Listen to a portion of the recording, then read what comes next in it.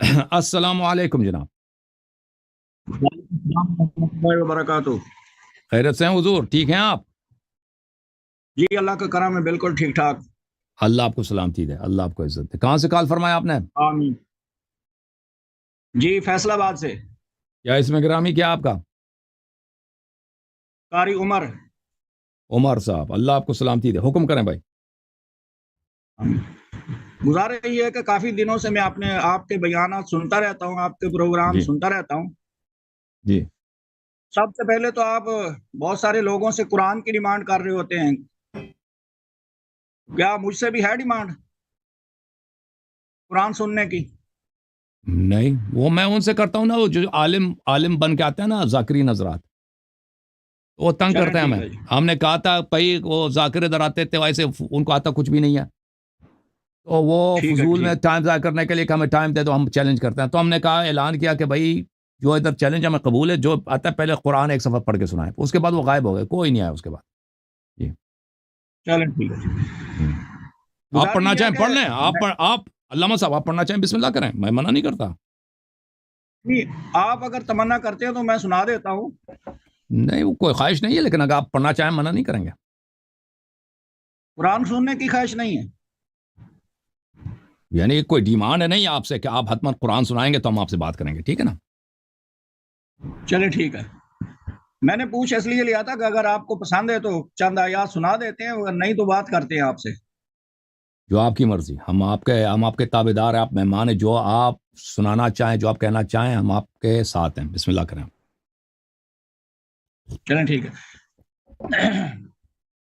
میں نے آپ سے مناظرہ نہیں کرنا، بس چند باتوں میں مجھے کچھ اشکالات ہیں، وہ کلیئر کرنے کے لیے میں نے آپ سے سوال کیا، کیونکہ آپ محقق آدمی ہیں تو میں چند سوال آپ سے کرنا چاہتا ہوں. جی جی، بسم اللہ کریں. میرا پہلا سوال یہ ہے کہ محترم، میں نے سنا یہ ہے کہ اہل تشیع کے نزدیک جو ان کے 12 امام ہیں وہ معصوم ہیں. اس کے سوا ہو ہی نہیں سکتا.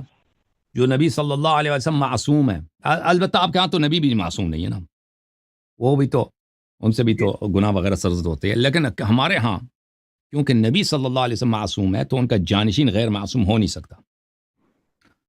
جی. ٹھیک ہے جی. معصوم کی تعریف کیا ہے محترم؟ معصوم یہ ہے کہ وہ گناہ نہیں کرتا، نہ کبیرہ نہ صغیرہ، اور وہ سہو نہیں کرتا، اور وہ خطا نہیں کرتا، اور وہ بھولتا نہیں ہے، مگر یہ کہ اللہ اس سے انصاف کرائے. ٹھیک ہے نا؟ وہ اللہ کا فعل ہوتا ہے، اس کا اپنا فعل نہیں ہوتا. وہ گناہ نہیں کرتا، خطا نہیں کرتا، اس سے سہو نہیں ہوتا، جی غلطی سر. نہیں ہوتی. جی سر. معصوم وہ ہستی ہے جس سے غلطی سرزد نہیں ہو سکتی. عرض یہ کیا؟ مگر یہ کہ کسی مصلحت کے بنا پر اللہ تعالیٰ انصاف کرا دے. وہ اللہ کا فعل ہے، اس کا اپنا فعل نہیں ہے وہ. اچھا، اللہ کا فعل ہے. ہم۔ ٹھیک ہے. بہرحال اس سے پہلے جو میں نے تعریف سنی تھی اہل تشیع کی زبان سے دوسرے علماء کی، کہ وہ یہ تھی کہ معصوم ذات جو ہوتی ہے وہ ہر معاملے میں اللہ تعالیٰ سے مشورہ کر کے اجازت لے کے اللہ کی اجازت سے کرتے ہیں جو بھی کرتے ہیں. کیا یہ ٹھیک ہے؟ مشورہ، میں نے تو یہ نہیں دیکھا کہ اللہ سے کوئی مشورہ کرتا ہے. اللہ کی ہدایت ان کے پاس ہوتی ہے. رسول پاک صلی اللہ علیہ وسلم پہ وحی آئی ہے، شریعت حلال حرام آیا ہے. نبی صلی اللہ علیہ وسلم نے اس کا علم اہل بیت علیہ السلام کو منتقل کیا ہے. تو وہ منتقل اس طرح کیا میں ہے. نے کہیں نہیں دیکھا کہ وہ اللہ سے مشورہ نہیں کیا جاتا. اللہ کی توہین ہے کہ اللہ سے مشورہ کیا جاتا ہے.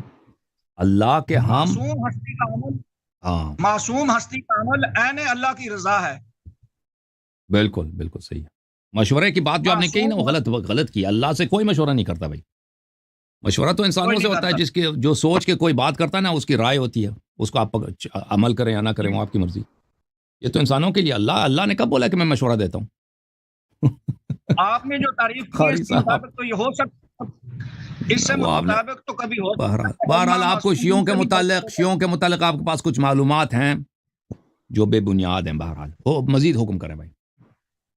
میں نے عرض کیا، میں نے جو سوال کیا آپ سے کہ معصوم کی تعریف کریں، آپ نے جو تعریف کی ہے وہ یہ ہے کہ کبھی کبھی ان سے غلطی بھی ہو سکتی ہے. ممکن ہے. ابداً نہیں ہو سکتی، ابداً نہیں ہو سکتی. مگر کبھی غلطی نہیں ہو سکتی. اللہ تعالیٰ کبھی ان سے کوئی ایسی فعل کرا سکتا ہے ٹھیک ہے نا، انسا کرا سکتا ہے، وہ اللہ کا فعل ہوتا ہے، اس کا اپنا فعل نہیں ہے، یعنی وہ خود اتنا پاک ہے، اس سے کبھی غلطی نہیں ہوتی، لیکن اللہ تعالیٰ کبھی اس کے ارادے میں تصرف کر کے جی ایسی بات ہو سکتا ہے، ہاں، تاکہ دوسروں کو پتہ چل جائے کہ اللہ نہیں ہے، اللہ لوگ کہیں گے کہ یہ اللہ ہے، لوگ اس کی عبادت کریں گے، اس کی عبودیت دکھانے کے لیے نبی صلی اللہ علیہ وسلم کے متعلق یہ مثلا بعض احادیث میں کہ وہ انسانی اللہ نے مجھ سے بلا دیا ہے، نہیں، یہ نسیان اس کا اپنا فعل نہیں تھا، نسیان اس کا اپنا فعل نہیں تھا، وہ اللہ کا فعل تھا، ٹھیک ہے نا، یہ روایات احادیث میں بہت ہیں، اگر لمبی بحث ہے، بہرحال ابھی اس کے بیان کرنے کا وقت نہیں ہے۔ وقت نہیں ہے، ٹھیک ہے جی۔ تو تفسیر حسن عسکری مشہور تفسیر ہے اہل تشیع کی، اس کے اندر یہ بیان موجود ہے کہ جب منافقین نے مسجد زرار تعمیر کی اور ان کا مقصد نبی علیہ الصلوۃ والسلام کو نقصان پہنچانا تھا، انہوں نے مطالبہ کیا کہ آپ ہماری مسجد میں نماز پڑھ دیں تاکہ اس میں برکت ہو جائے۔ آپ علیہ الصلوۃ والسلام وہاں جانا چاہتے تھے، لیکن جس سواری پر سوار تھے، گھوڑے پر یا خچر پر، وہ اس طرف نہیں گیا، نہیں چلا۔ کیا یہ صحیح ہے؟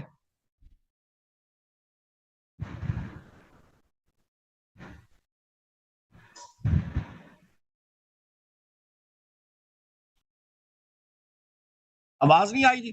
میں دیکھ رہا ہوں، ایک منٹ، میں تفسیر کو دیکھ رہا ہوں۔ جی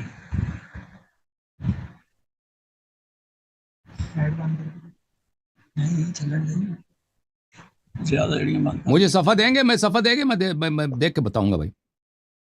جی نہیں، میں صفحہ نہیں دے سکتا، واقعہ میں نے آپ کے سامنے ذکر کر دیا۔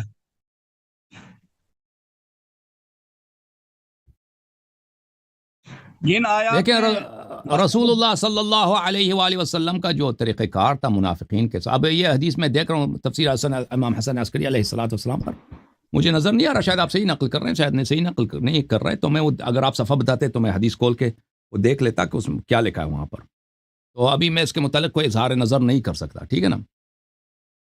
چلیں، شکریہ، بعد میں پھر کسی وقت آپ کو صفحہ بتا کے یا حوالہ دے کے پوچھ لیں۔ صحیح۔ دوسری بات کہ گزشتہ کل میں نے آپ کا بیان سنا، آپ کسی سے گفتگو فرما رہے تھے، اس دوران آپ نے حضرت ابوبکر صدیق کے بارے میں کہا کہ ولا تحزن جو قرآن نے کہا، تو صدیق اکبر کو جو حزن تھا وہ اس بات کا تھا کہ مولا علی کہیں زندہ نہ بچ جائیں اور مجھے نقصان ہوگا ان کے زندہ رہنے کا۔ آپ نے یہ تفسیر کی تھی ولا تحزن کی، ان کو خوف نہیں تھا بلکہ حزن تھا، غم تھا اس بات کا کہ مولا علی کہیں زندہ نہ بچ جائیں۔ یہ آپ نے گزشتہ کل میں نے آپ کا پروگرام سنا ہے، اس میں فرما رہے تھے۔ نہیں، آپ تو نے اس غلط پر سنا، آپ جی آپ نے غلط سنا، جو ہمارا جو موقف ہے آیا کے متعلق یہ ہے، میں دوبارہ بتا دیتا ہوں، اچھی طرح سے سن لیں۔ دیکھیں، آیا شریف آئے غار میں، آئے غار تعریف و مدح کے لیے نازل نہیں ہوئی، مذمت کے لیے نازل ہوئی ہے۔ غزوہ تبوک میں جب منافقین رسول پاک صلی اللہ علیہ وسلم کی نصرت نہیں کر رہے تھے، تو اس وقت آئے غار مذمت کے لیے نازل ہوئی، یا ابوبکر کی مدح کے لیے نازل نہیں ہوئی۔ اور یہاں پر ابوبکر کے مختلف اس آیا میں مذمتیں ہیں، ایک ایک اللہ نے اس کی نصرت نہیں کی، پھر اللہ نے اس پہ سکینہ نازل نہیں کیا، پھر اللہ نے کہا کہ نبی صلی اللہ علیہ وسلم نے اس سے فرمایا کہ لا تحزن۔ یہاں پر حزن کیا ہے؟ یہاں پہ حزن ہے ہی نہیں، یہاں پہ کوئی وجہ حزن نہیں ہے، تو کس بات پہ جب حزن نہیں ہے تو یہ حزن، یہ لا تحزن حقیقی منع نہیں ہو سکتا، نہیں ہو سکتا۔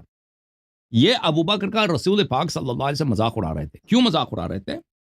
کیونکہ جو شخص غار میں ہے وہ ناصر نہیں ہے، وہ نبی صلی اللہ علیہ وسلم کا سے مخلص نہیں ہے، اس کے برے ارادے ہیں، اور وہ کسی بات پہ خوش ہو رہا ہے، تو یہ خوشی کی بات کون سی ہے؟ خوشی کی بات صرف ہمارے سمجھ میں یہی آ سکتی ہے کہ رسول پاک صلی اللہ علیہ وسلم کی جان بچ گئی ہے، لیکن امیر المومنین علیہ السلام کی جان نہیں بچے گی، وہ تو حتماً جب کفار آئیں گے ان کو شہید کریں گے۔ تو رسول اللہ صلی اللہ علیہ وآلہ وسلم ان سے فرما رہے ہیں کہ لا تحزن، تجھے تو غم زدہ ہونا چاہیے، لیکن تجھے غم کے بجائے تو خوشی ہو رہی ہے دل میں، اس لیے میں فرماتے ہیں کہ لا تحزن، تو حزین نہ ہو جا، ٹھیک ہے نا۔ یعنی یہ اس طرح ہے کہ جیسے قرآن مجید میں ذق انک انت العزیز الکریم، اللہ تعالیٰ جہنم والے جب لوگ جہنم آئیں گے تو ان سے کہیں گے کہ ان کو مار مار کے ملائکہ کہیں گے کہ آپ تے بڑے سردار ہیں، آپ تے بڑے عزیز آدمی ہیں، آپ تے بڑے ہی صاحب احترام ہیں، مارتے ہیں، کہتے ہیں آپ ذرا چکیے۔ تو اس طرح ان کا مذاق اڑانا تھا، کیونکہ یہاں پہ وجہ کیا ہے؟ وجہ یہ ہے کہ جو شخص غار میں ہے، اللہ تعالیٰ نے تو تصریح کی کہ اللہ اس کو نصرت حاصل نہیں ہے، اللہ اور اس پہ سکینہ بھی نازل، یعنی مومن نہیں ہے، مومن نہیں ہے، اور ساتھ آیا اسی لیے نازل ہوئی ہے، اور کفار نے اس کو نکالا بھی نہیں ہے وہاں سے، اس کو کفار سے کوئی مشکل ہی نہیں تھا. تو ساتھ غار میں جو آدمی غیر مخلص ہے، یہ تو قرآن واضح طور پہ بتا رہا ہے. تو لا تحزن کا جو ہمیں سمجھ آ رہا ہے، اس کے علاوہ اور مقصد ہمارے سمجھ میں نہیں آ رہا. ٹھیک ہے نا، یہ ہم نے عرض یہ کیا تھا. جی آپ نے گزشتہ کل بھی یہی عرض کیا تھا. جی آگے جی اب آپ لا تحزن کا کوئی صحیح وجہ بتائیں نا، آپ لا تحزن کا کوئی صحیح وجہ بتائیں کہ ابو بکر کو اس بات کا حزن تھا. آپ نے جو بیان کیا تھا، سنیں، آپ نے جو بیان کیا تھا میں اسی پر گفتگو کر رہا ہوں آپ سے.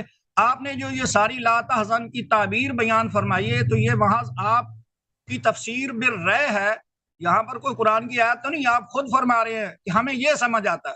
تو جو آپ کو سمجھ آیا قرآن وہی ہوتا ہے. قرآن مجید میں ہم نے افلا يتدبرون القرآن ام علی قلوب اقفالها، دیکھیں یہ کہ یہ شخص جو غار میں یہ ناصر نہیں ہے، یہ تو ثابت ہے کیونکہ یہ آیت مذمت کے لیے نازل ہوئی ہے. اس شخص کی اللہ نے تائید نہیں کی ہے، الا تنصروه فقد نصرہ اللہ، اللہ نے اس کی نصرت نہیں کی. ٹھیک ہے نا، اللہ نے اس کے عدم ایمان پہ تصریح کر دی اور فرمایا فانزل سکینتہ علیہ وایدہ فی بجنود لم تروا. تو غار میں جو آدمی ہے، غار میں ایک آدمی ہے نا، وہ غار میں جو آدمی ہے وہ غیر مخلص ہے. اب اس سے کہا جا رہا ہے کہ تو غم نہ کر میرے بھائی، غم نہ کر. یہاں پہ یا تو غم حقیقی ہو سکتا ہے یا یہ منع جو ہے مجازی ہے. ٹھیک ہے نا، حقیقی تو ہو نہیں سکتا کیونکہ اس کو وہاں پہ کوئی مصیبت نہیں آئی ہے، تو مجازی ہے. مجاز کے احتمالات کیا ہیں؟ مجاز کے احتمالات میں وہاں پہ صرف یہی ہے کہ اس شخص کو خوشی ہو رہی ہے، کہ خوشی ہو رہی ہے کہ بھائی اب جو ہے نا اس کے بھائی قتل ہو جائیں گے. آپ نے فرمایا کہ وہ مومن نہیں ہے، جو غار میں ساتھ ہے وہ مومن نہیں ہے. بالکل مومن نہیں ہے تو کافر ہے، مسلمان ہے، مسلمان ہے، منافق ہے. اچھا منافق ہے. جی ہاں ٹھیک ہے جی، آپ نے متعین وہ منافق بھی کفار کے اقسام میں سے ہے. اگر وہ مومن ہوتا تو اللہ اس کی نصرت بھی کر دیتا، اللہ اس کو مومن کے الفاظ سے ذکر کر دیتا، اللہ تعالیٰ اس پہ سکینہ بھی نازل کر دیتا نا. میں نے بار بار کہہ دیا. میں تو خود یہ کہہ رہا ہوں کہ نفاق جو ہوتا ہے وہ کفر کے قریب ہوتا ہے، ایمان کے قریب نہیں ہوتا. ایسے ہی کفر کے اقسام میں سے، کفر کے اقسام میں سے ہے. تو ہمیں تو یہ بھی پتا چلا کہ مولا علی نے حضرت جعفر رضی اللہ تعالیٰ کی بیوہ اسماء بنت امیس کا نکاح ابو بکر صدیق کے ساتھ کر دیا. یہ سچ ہے کہ جھوٹ ہے؟ تو منافق پہ اس دنیا میں نہیں، حضرت علی علیہ السلام نے ان کو نکاح کروایا، یہ غلط آپ کہہ رہے ہیں کہ انہوں نے کرایا. دیکھیں منافق پہ ان کی نکاح ہوئی ہے، اسماء بنت امیس کی نکاح ہوئی ہے، حضرت علی علیہ السلام نے کرایا، یہ آپ نے سنا ہے، یہ آپ کا نظریہ ہے. ٹھیک ہے، لیکن منافق پہ دنیا میں مسلمانوں کے احکام جاری ہوتے ہیں. یعنی منافق سے آپ شادی کر سکتے ہیں. منافق اگر باپ مر جائے، باپ مسلمان ہے، بیٹا منافق ہے، بیٹے کو ارث ملے گا. اگر کافر ہو تو نہیں ملے گا، لیکن یہ بیٹا منافق ہے، دل میں کافر ہی ہے، لیکن اس کو ارث ملے گا. اگر اس منافق کو کوئی قتل کرے، اس کا قصاص ہوگا. جیسے یعنی بالکل وہی حقوق جو مسلمانوں کے ہے، حقیقی مسلمان مومن کے، وہی حقوق دنیا میں منافق کے بھی ہیں. تو یہ اسلام کا حکم ہے. شادی ہو جانے سے اس کی منافقت رد نہیں ہوتی، کیونکہ منافق کی عرض بھی ہوتی ہے، نکاح بھی ہوتی ہے، سب کچھ ہوتا ہے، اس پہ سب مسلمانوں کے احکام جاری ہوتے ہیں. تو آپ کو پتہ ہے کہ نبی صلی اللہ علیہ وسلم نے عبداللہ ابن ابی ابن سلول کا جنازہ پڑھا تھا، آپ کو پتہ ہے؟ جی اللہ تعالیٰ نے منع کر دیا. پڑھایا تو ہے نا، پڑھایا. وہ تو آپ لوگوں کا عقیدہ ہے، وہ تو عمر کا ابن خطاب کا ادعا ہے نا. عمر ان کے ہاں بخاری میں یہ ہے بھائی کہ رسول صلی اللہ علیہ وسلم نے پڑھانے گئے تھے تو عمر نے پکڑ کے ان کو کھینچا. یہ بہترامی دے گا کہ اللہ کیوں آپ نماز پڑھ رہے ہیں ان کی اس کی. تو اللہ نے آپ کو منع نہیں کیا، تو رسول صلی اللہ علیہ وسلم نے فرمایا کہ اللہ نے منع نہیں کیا. اللہ نے فرمایا کہ چاہے ان کے لیے استغفار کریں یا نہ کریں، اللہ ان کی مغفرت کر دے. اللہ ان کی مغفرت نہیں کرے گا. اللہ نے مجھے اختیار دیا کہ میں پڑھوں یا نہ پڑھوں. تو پھر کہتا ہے کہ تم نہ پڑھو. پھر عمر کہتا ہے کہ اس نے پڑھایا، اس کے بعد اللہ نے میری تائید کی، اللہ نے آیت نازل کیا کہ ان پہ کبھی نماز نہیں پڑھنا. تو یہ عمر بن الخطاب کا ہے نا کہ اللہ تعالیٰ نے رسول صلی اللہ علیہ وسلم کی مذمت کی اور میری تعریف کی ہے. یہ آپ لوگوں کا عقیدہ ہے عمر کے متعلق، اس کا ادعا ہے. تو بہرحال نبی کریم صلی اللہ علیہ وسلم منافقین پر اسلام کے احکام جاری کرتے تھے، جب تک کہ وہ ظاہری کفر کا اظہار نہ کرتے علن تو ان کے ساتھ کفار والا معاملہ نہیں کرتے. ان پہ بالکل اسلام کے حق. وہ مسجد میں آتے ہیں، نماز پڑھتے ہیں، رسول صلی اللہ علیہ وسلم کے پاس اگر زکوٰۃ آتے ہیں تو زکوٰۃ جیسے عام مسلمانوں کو دیتے، منافقین کو بھی دیتے تھے، بلکہ منافقین کو زیادہ دیتے تھے مؤلفۃ القلوب ہونے کی وجہ سے. جی آپ نے اس بات کو تسلیم کر لیا نا کہ عبداللہ ابن ابی منافق کا جنازہ پڑھایا، بعد میں اللہ تعالیٰ نے منع فرما دیا، یہ ٹھیک ہے؟ جی میں جی جی جی آپ کیا کہہ رہے ہیں؟ پیغمبر نے غلطی کیا؟ آپ کہہ رہے ہیں پیغمبر نے غلطی کیا؟ میں یہ نہیں کہہ رہا. تو نبی صلی اللہ علیہ وسلم آپ مانتے ہیں کہ ان پہ منافقین، سب منافقین پہ مسلمانوں کے احکام جاری کرتے تھے؟ آپ کو پتہ ہے نا بھائی، میں نے تو آپ سے چھوٹا سوال کیا کہ انہوں نے منافق کا جنازہ پڑھایا، بعد میں اللہ تعالیٰ نے ان کو منع کر دیا، یہ یعنی ٹھیک ہے؟ غلط کیا ہے اچھا کیا نماز پڑھایا؟ صحیح کیا. پیغمبر پر صحیح کیا اعتراض ہے. نہیں تو کو کر آخر سکتا. تک نبی صلی اللہ علیہ وسلم یوم وفات تک منافقین پر اس مسلمانوں کے احکام جاری کرتے تھے. کبھی ایسا نہیں ہوا کہ نبی صلی اللہ علیہ وسلم کہہ دے کہ فلان شخص منافق ہے، اس کو میراث نہیں ملے گا، فلان شخص منافق ہے، اس کا اگر اس کو کسی نے قتل کیا اس کا قصاص نہیں ہوگا، کبھی نہیں فرمایا. محترم آپ بات تو سمجھے نا. یا کوئی شخص کا جنازہ منافق ہے پڑھایا، جا کے اس کو قتل کرو اس لیے کہ وہ منافق ہے اس کو قتل کرو، ٹھیک ہے نا. منافق کا جنازہ پڑھایا تو اللہ تعالیٰ نے رہنمائی فرما دی، آپ علیہ السلام کو منع فرما دیا کہ یعنی ایسا غلط نہ کیا ہے؟ پڑھائیں. آپ کہہ رہے ہیں غلط کیا ہے؟ میں تو نہیں کہہ رہا، آپ کہنا چاہتے ہیں شاید. میں نے ایک بار بھی نہیں کہا. آپ نہ کہتے ہیں میں اللہ نے منع کیا، اللہ نے منع کیا. وہ اس منافقین کی بات ہے جس منافقین کا منع کیا ہے جو اپنے نفاق کو نہیں چھپاتے تھے، ان منافقین سے منع کیا ہے. وَإِلَّا وَأَهْلُ الْمَدِينَةِ مَرَضُوا عَلَى النِّفَاقِ لَا تَعْلَمُهُمْ نَحْنُ نَعْلَمُهُمْ.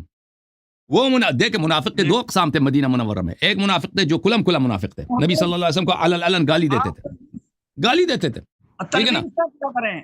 قرآن میں وَلَا تَلْبِسُوا الْحَقَّ بِالْبَاطِلِ، آپ تلبیس نہ کریں، بات سیدھی سیدھی. دیکھیں آپ میرے اوپر کیسے بات ٹھوکنا چاہتے ہیں.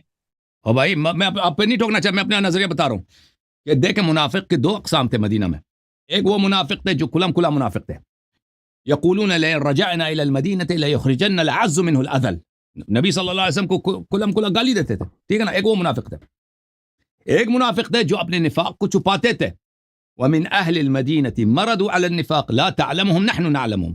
وہ منافقین جن کی نماز نے رسول صلی اللہ علیہ وسلم نے پڑھائی ہے، بعد میں منع کیا گیا، وہ منافق تھے جو کلم کلا منافق تھے، جو علن پیغمبر کو گالی دیتے تھے اور کہتے تھے مسلمان بھی ہیں، ٹھیک ہے نا، بے عزتی بھی کر جو بھائی وہ اس طرح کے منافق تھے. وہ منافق جو اپنے نفاق کو چھپاتے تھے، استاد تھے نفاق میں، یعنی بیوقوف نہیں تھے. ایک تو تھے بیوقوف منافق جو اپنے نفاق کو نہیں چھپا سکتے تھے، ایک تھے سمجھدار منافق، شیطان منافق. ان پہ تو نبی صلی اللہ علیہ وسلم نے کبھی بھی یہ نہیں کیا کہ میں ان کا نماز نہیں پڑھاؤں گا. جی تو اس بات کا پتہ آپ کو چلا ہے کہ جو اپنے آپ کو چھپانے والے منافق تھے ان کا علم آپ کے پاس اب آیا ہے، مولا علی کے پاس نہیں آیا، حسن حسین کے پاس نہیں آیا، دیگر اہل بیت کے پاس نہیں آیا، وہ ان کے ساتھ رہے. اور حضرت مولا علی جو تھے وہ معصوم امام ہونے کے باوجود انہوں نے اپنی بیٹی کا نکاح عمر بن خطاب کے ساتھ سن 17 ہجری میں کر دیا. وہ آپ کی غلط فہمی ہے نا، آپ کی غلط فہمی ہے کہ ان کی شادی کرا دی، وہ شادی ہوئی نہیں ہے، وہ شادی چڑیل سے ہوئی تھی. بہرحال آپ ان باتوں کو آپ میرے کلپس کو دیکھ لیں. چڑیل سے ہوئی تھی، کیسے ہوئی تھی؟ جیسے ہوئی تھی ویسے اسی طرح ہوئی تھی، چڑیل سے ہوئی تھی. نہیں، چڑیل تو انسانی نسل میں سے نہیں ہے، اور نہیں انسان ہے کا بالکل. نکاح غیر انسان سے نہیں ہوتا. ہاں تو کیوں نہیں ہوتا؟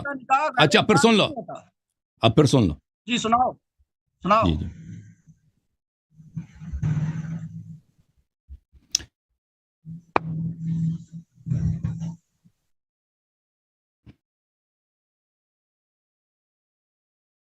پہلی بات ہے کہ کیا انسان اور چڑیل کے درمیان شادی ہو سکتی ہے یا نہیں ہو سکتی؟ بھائی انسان اور جن کے درمیان، چڑیل کے درمیان نکاح ہو سکتی ہے نہیں ہو سکتی؟ میرے محترم ناظرین، میں آپ کی خدمت میں دکھا دیتا ہوں.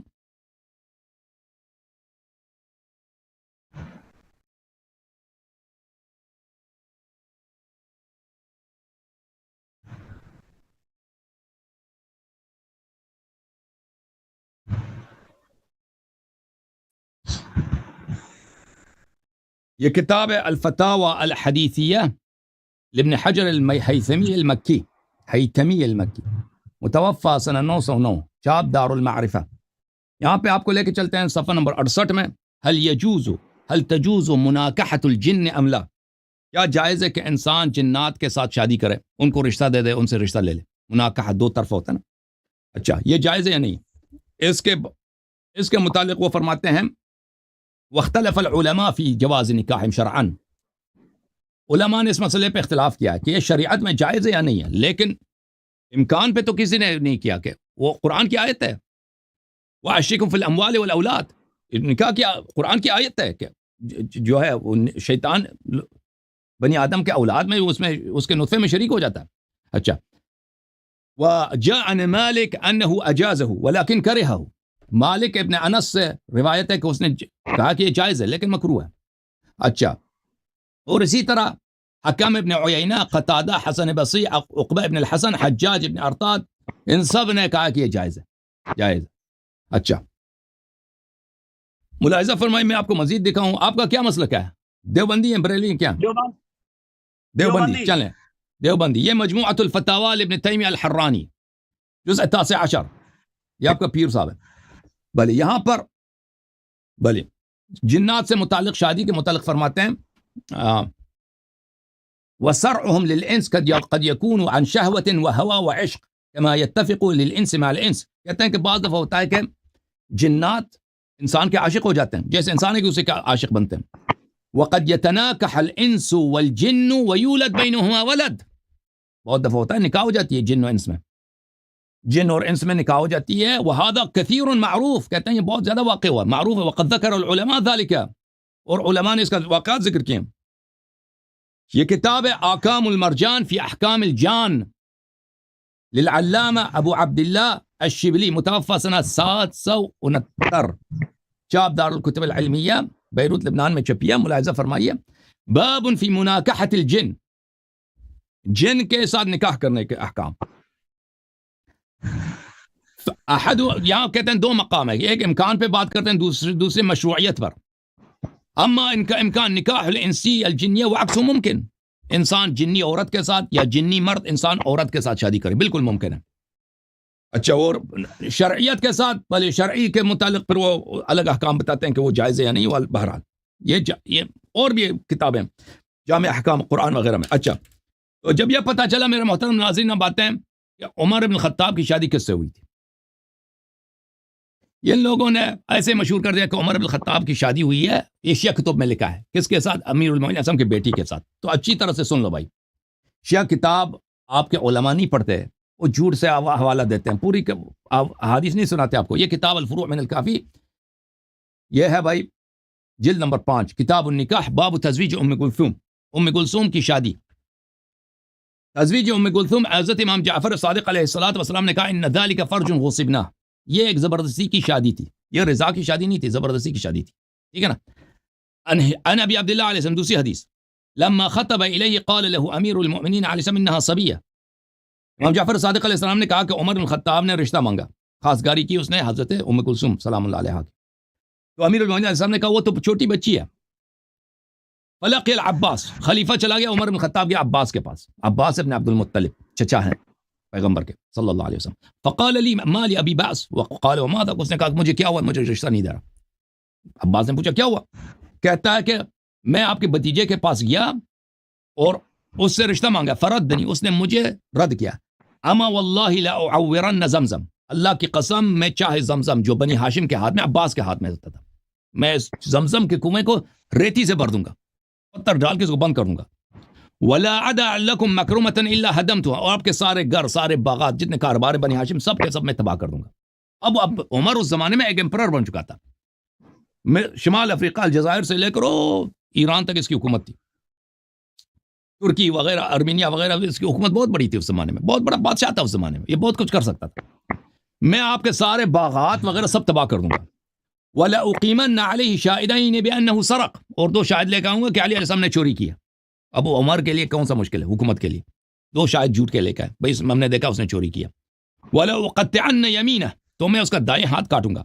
فاتاه العباس فاخبره وساله ان يجعل الامر اليه فجعله اليه، عباس آئے امیر المومنین علیہ السلام کے پاس اور کہا کہ مجھے اس بات کا اختیار مجھے دے دو، مجھے سنبھالنے دو، میں اب چچا ہوں آپ کا، میں بزرگ ہوں خاندان کا، مجھے سنبھالنے دو۔ امیر المومنین علیہ السلام نے کہا کہ بھائی کیا بات ہے، اس نے کہہ دیا کہ بھائی یہ شخص بڑا غصے میں کہہ رہا ہے کہ میں یہ کر دوں گا، بنی ہاشم ہمارے خاندان کو تباہ کر دے گا، ہمارے سارے باغات جو ہیں، کاروبار ہے، بزنس ہے، سب تباہ کر دے گا۔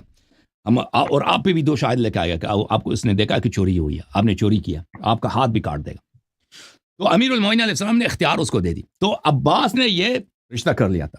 یہ تو رضا سے نہیں ہے، رغبت سے نہیں ہے، یہ زبردستی سے. تو جو شیعہ حدیث میں ہے بھائی صاحب، شیعہ حدیث میں ہے، یہ اس میں کوئی عمر کی ایمان نہیں ہے، یہ عمر کی ایمانی کی دلیل ہے. اچھا، پھر یہ شادی ہوئی بھی نہیں، یہ ہوئی یا نہیں ہوئی. تو عباس گئے تھے وہاں پہ، انہوں نے رشتہ کر دیا، تو کہا ہم بیٹی آپ کو دے دیتے ہیں. پھر کیا ہوا؟ پھر یہ کتاب الخرائج والجرائح ہے، جزء الثانی، چاپ مؤسسۃ الامام المہدی علیہ الصلوۃ والسلام. یہاں پر صفحہ نمبر 825 ہے، حضرت امام جعفر صادق علیہ السلام کی حدیث ہے. تو حضرت امام جعفر صادق علیہ السلام کے زمانے میں لوگ شیعوں کو تانا دیتے تھے کہ عمر کی شادی ہو گئی ام کلثوم سے. شیعوں کو یہ تانا ملتے تھے. تو لوگوں نے پوچھا امام جعفر صادق علیہ السلام سے، ہمیں یہ تانے ملتے ہیں. تو حضرت امام جعفر صادق علیہ السلام نے کہا کہ آپ کیا سمجھتے ہیں کہ امیر المؤمنین علیہ الصلوۃ والسلام اپنی بیٹی کو نہیں بچا سکتے تھے؟ کذبوا لم یکن ما قالوا، یہ لوگ غلطی پر ہیں، یہ شادی کبھی نہیں ہوئی. کیا ہوا؟ پھر انہوں نے کہہ دیا کہ اب عمر آئے تھے، انہوں نے رشتہ مانگا. پھر عباس نے مداخلت کیا. عباس نے کہا اختیار مجھے دے دو کہ بھئی یہ زمزم وغیرہ ہم سے لے لے گا، ہمیں برباد کر دے گا. تو پھر امیر المؤمنین علیہ السلام نے ظاہر میں اختیار عباس کو دے دی، اور اس نے ارسل الی جنیت من اہل نجران یہودیہ، پھر انہوں نے حکم دے دیا. نجران میں ایک جنیہ رہتی تھی، ایک چڑیل رہتی تھی، ٹھیک ہے نا، ایک چڑیل رہتی تھی، وہ یہودن تھی. اس کو کہہ دیا، اس کا نام بھی تھا سحیقہ بنت جریریہ. اس کو بلایا اور اس کو حکم دیا، فتمثلت فی مثال ام کلثوم، اس جنیہ کو حکم دے دیا، اس جن کو یہ اب ان کی بیٹی کے شکل میں آ گئی، کیونکہ جن کسی بھی شکل میں آ سکتا ہے، صرف نبی اور امام علیہ السلام کی شکل، ملک کی شکل پہ نہیں آ سکتا. جن کسی بھی شکل میں ظاہر ہو سکتا. تو اس نے اس کو حکم دیا کہ تم اس بچی کی شکل میں آ جاؤ. وحجبت الابصار عن ام کلثوم، اور اپنی بیٹی جو ان کی واقعی بیٹی ہے حضرت زہرا سلام اللہ علیہا کی بیٹی، ان کو چھپا دیا گھر میں. وبعث بها الى الرجل، اور اس چڑیل کو، چڑیل اور جنی میں فرق ہوتا ہے نا، لیکن ہم چڑیل کہتے ہیں کیونکہ بہت لوگ سمجھتے ہیں چڑیل بھی جنی ہے، سمجھو. اس چڑیل کو بھیج دیا امیر المؤمنین علیہ السلام نے. عمر خوش ہو گیا کہ میں داماد بن گیا. سنی بھی خوش ہیں کہ داماد ہے. وہ چڑیل سے شادی ہوئی تھی بھائی. فلم تزل عنده حتى انه استراب بها يوما، تو وہ اس کے گھر میں تھی، وہ چڑیل عمر کے گھر، وہ حرکات کرتی تھی بھائی، پتہ نہیں کیا عمر کو ستاتی تھی. تو ایک دم عمر کو شک ہو گیا بھائی کہ یہ تو بنی آدم میں سے نہیں ہے. ٹھیک ہے نا، یہ جو ہے چڑیل. او قاری صاحب آپ ہیں؟ چلے گئے؟ قاری چلا گیا بھائی، قاری چلا گیا. اچھا، قاری چلا گیا. تو اس کو شک ہو گیا. فقال ما فی الارض اہل بیت اسحر من بنی ہاشم، اس نے کہا، اس کو سمجھا، کہتا ہے کہ انہوں نے مجھے جادو کیا، یہ بنی ہاشم بڑے جادوگر ہیں، یہ بڑے جادوگر ہیں بھائی، کیونکہ یہ نبی صلی اللہ علیہ وسلم کو بھی جادوگر ہی سمجھتے تھے یہ لوگ. یہ تو بڑے جادوگر، ان سے بڑا بڑھ کر جادوگر نہیں ہے.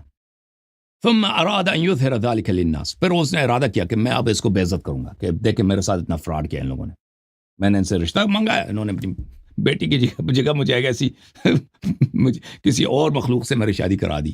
عمر کو پتہ چل گیا تھا نا، اس نے کچھ کیا تھا عمر کے ساتھ، چڑیل نے ایسا کچھ کیا ہوگا. تو اس کو شک ہوا تھا. یہ آ گئے بھائی، آ گئے. اچھا، فقتل، تو پھر اس زمانے میں عمر، اب سن لے، عمر پھر جو ہے عمر قتل ہو گیا. اس سے پہلے کہ وہ ظاہر کہ عمر قتل ہو گئے. اور وہ جو، اور وہ میراث بھی بٹ گیا ان میں، جن کا میراث تھا وہ انصرف ہے، وہ عورت جو ہے نجران چلی گئی، وہ جو چڑیل تھے وہ واپس اپنے قبیلے میں چلے گئی. وَأَظْهَرَ أَمِيرُ الْمُؤْمِنِينَ عَلَيْهِ السَّلَامُ أُمَّ كُلْثُومَ، اور امیر المؤمنین علیہ السلام نے پھر ام کلثوم کو ظاہر کیا تھا. اب یہاں پہ ایک اشکال ہوتا ہے کہ دیکھیں یہاں پر کہ یہ چڑیل نے امیر المؤمنین علیہ السلام کی بات جنات نے کیوں مانی ہے. تو دیکھیں امیر المؤمنین علیہ السلام انبیاء کے وارث ہیں، انبیاء کے وارث ہیں.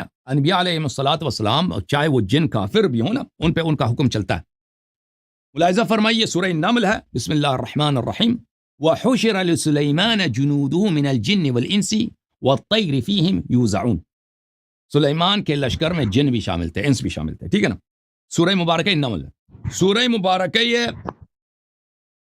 سورہ مبارکہ صاد میں فرمایا فَسَخَّرْنَا لَهُ الرِّيحَ تَجْرِي بِأَمْرِهِ رُخَاءً حَيْثُ أَصَابَ والشیاطین والشیاطین کل بناء وغواص، جنات جو کافر ہوتے ہیں شیاطین، ہاں تو ان کو بھی حضرت سلیمان علیہ الصلوۃ والسلام کے آرڈر میں تھے، جی جو کافر جن بھی تھے نا ان سے وہ کام کراتے تھے. ہاں جی بولے ابھی.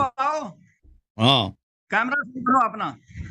کیمرہ صحیح ہے بھائی، تم اپنا بتاؤ نا کیا کہنا ہے تم نے. جی آپ نے بہت تقریر لمبی کر دی، میرا مقصد جو تھا سوال چھوٹا تھا، آپ نے بہت لمبی تقریر کی، وہ مقصود نہیں. پہلی بات تو یہ وہ آپ کو پتہ ہی نہیں تھا نا، آپ کہہ رہے تھے چڑیل سے کیسے شادی ہوئی ہے، چڑیل سے کیسے شادی ہوئی ہے، چڑیل سے شادی ہو ہی نہیں سکتی. تو مجھے پہلے ثابت کرنا پڑا آپ کے اپنے اکابر علماء سے کہ بھائی چڑیل سے شادی کا فتویٰ دے دی کہ جائز ہے، جن سے شادی ہو سکتی ہے. آپ کے نزدیک ہمارے، آپ بات بھی سن لینا، آپ کے نزدیک ہمارے علماء کوئی حجت نہیں ہے کہ آپ ہمارے علماء کو پیش کر رہے ہیں. آپ نے کوئی حدیث یا قرآن مجید کی آیت پیش نہیں کی. دوسری بات یہ ہے ابھی حدیث دکھا دیا بھائی کہ جن حق ہے، اور جن حق ہے میں ثابت کروں کہ جن حق ہے. جن کو نہیں مانتے آپ؟ سورہ جن کیا ہے؟ جن کا کافر کافر آپ کو پتا ہے، جن کا منکر کافر ہے کہتا ہے جن. ہاں اور جن کی جن سے شادی نہیں ہو سکتی وہ تو میں نے دکھا دیا، شادی کرا دی امیر المومنین علیہ السلام نے جن سے، عمر کی. یہ حدیث ہے نا شیعوں کا، شیعوں کے لیے تو عقیدہ ثابت ہے، آپ کے لیے ثابت کر دیا آپ کے کتب سے قاری صاحب. اب بات نہیں سنیں گے، بس چوری میں چاہتے دوسرے کی بھی بات سنا کرو. آپ نے کتنی دیر بات کی ہے، دوسرے کو بولنے نہیں دیتے، بعد میں فتح کا جھنڈا لہرا دیتے ہو کہ میں جیت گیا ہوں. بات تو سنو. فتح تو ہمیشہ ہماری ہوتی ہے نا، وہ تو آپ خود بھی کہتے ہو. جنات کا انکار نہیں کیا، آپ نے فتویٰ کاٹ رکھا کہ جی اب جن کا انکار کر رہے ہیں. میں تو نہیں انکار کر رہا، جنات مخلوق ہے، ہم نے تو انکار نہیں کیا. جو بات اگلا مخاطب کرتا ہی نہیں آپ اس کے ذمہ کیوں لگا دیتے ہیں؟ خدا کا خوف کیا کریں میرے محترم. آپ نے جو دلائل دیا نا جنات کے ساتھ شادی کے، وہ کمزور اور ضعیف لولی لنگڑی دلیلیں ہیں. دوسری بات، آپ اگر منکر ہے نا، آپ کے پاس دیکھیں قرآن کی آیت ہے وَأَشْرِكْهُمْ فِي الْأَمْوَالِ وَالْأَوْلَادِ. یہ جن کے متعلق ہے نا کہ جن انسان کے نطفے میں شامل ہو جاتا ہے نا، تو پھر جماع ممکن ہے نا، جماع ممکن ہے جن اور انس کے درمیان. اگر یہ تو قرآن کی آیت ہے. ہاں تو مجھے ایسے لگتا ہے کہ آپ کے اکابر نے داخل ہو گیا ہے. اچھا آپ بتائیں نا کہ اگر آپ کہتے ہیں یہ ناممکن ہے، جن اور انس میں شادی ناممکن ہے، نکاح ناممکن ہے، جماع ناممکن، دلیل کیا آپ کے پاس؟ جی میں عرض کرتا ہوں کہ جب حضرت عمر شہید ہو گئے تھے تو ان کی شہادت کے بعد پھر وہ ام کلثوم کہاں گئی تھی، وہ جننی کہاں گئی تھی؟ اب سن لو، اب امیر المؤمنین علیہ الصلوۃ والسلام نے جنیہ کو اپنی بیٹی بنا کر بھیجا. لوگ کیا سمجھتے ہیں؟